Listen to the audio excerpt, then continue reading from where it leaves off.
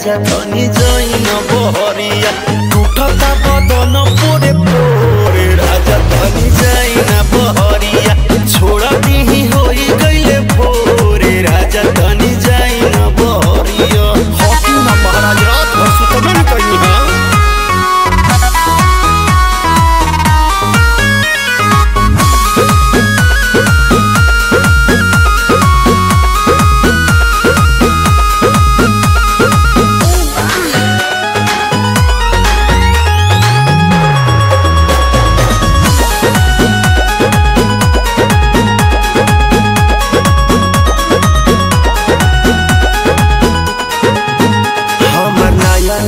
गवाना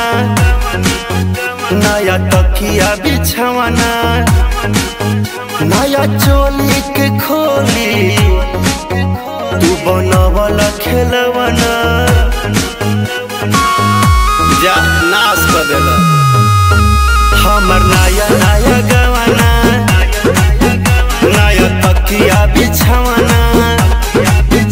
नया चोली के खोली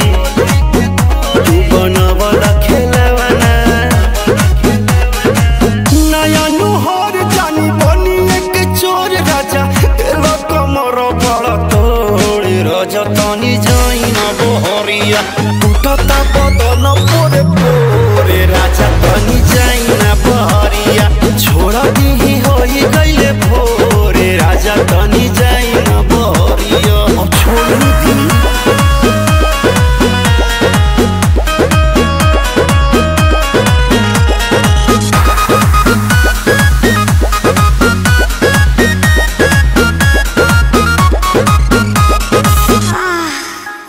खाई गैला उठल लिया तोरे दिल कन बलिया काट लेला बरियारी